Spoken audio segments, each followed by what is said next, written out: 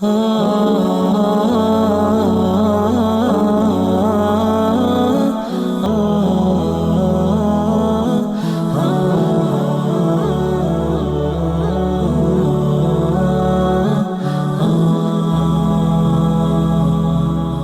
আলাইকুম। নবী করিম সাল্লাল্লাহু আলাইহি ওয়াসাল্লামকে পিতা বলার পর তার একমাত্র কন্যা হযরত ফাতেমা রাদিয়াল্লাহু তাআলা আনহাকে কি মা ফাতেমা বলে সম্বোধন করা যাবে? অনেক মানুষের ধারণা হলো তাকে মা ফাতেমা বলে সম্বোধন করা যাবে না, বরং নবীজি উনি যেহেতু আমাদের পিতা এবং ফাতেমা রাদিয়াল্লাহু তাআলা আনহা তার সন্তান, সেই হিসাবে ফাতেমাকে বোন বলা দরকার, মা বলা যাবে না। আসলে এই ধারণাটি সম্পূর্ণ ভুল। আপনি যদি এই দৃষ্টিকোণ থেকে হযরত ফাতেমা রাদিয়াল্লাহু তাআলা আনহাকে মা না বলে বোন বলতে চান, তাহলে ধরে নিলাম যে ফাতেমা রাদিয়াল্লাহু তাআলা আনহা উনি হচ্ছেন আমাদের বোন। তাহলে উনার ঘর থেকে যেই দুইজন সন্তান জন্মগ্রহণ করেছেন, অর্থাৎ হাসান এবং হুসাইন রাদিয়াল্লাহু তাআলা আনহুমা, তারা তো হিসাবে আমাদের ভাগিনা হওয়ার দরকার বা বাগিনা হওয়ার কথা, এবং আমরা সকলেই তাদের মামা হওয়ার কথা। কিন্তু কখনো কি আমরা তাদেরকে বাগিনা বলে সম্বোধন করেছি, নাকি আমরা নিজেদেরকে মামা হিসাবে আখ্যায়িত করেছি?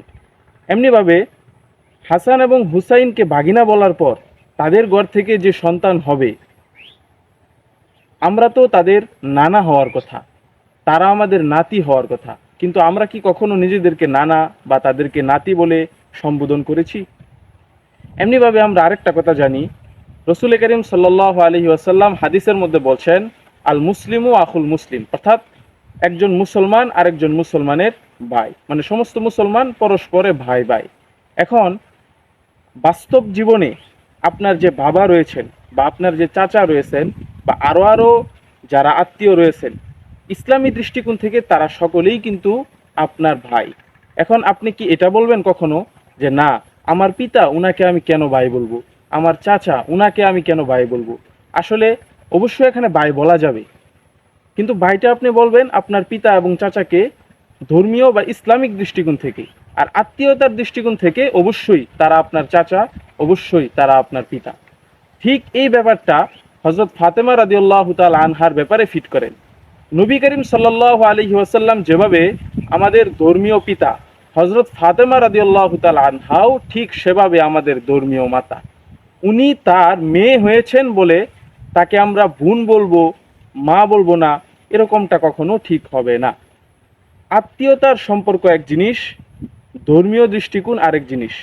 ধর্মীয় দৃষ্টিকোণটাকে আত্মীয়তার দৃষ্টিকোণের সাথে মিলিয়ে কখনো গড়বড় করা যাবে না। আল্লাহ আমাদেরকে সহিহ সমঝ দান করুন।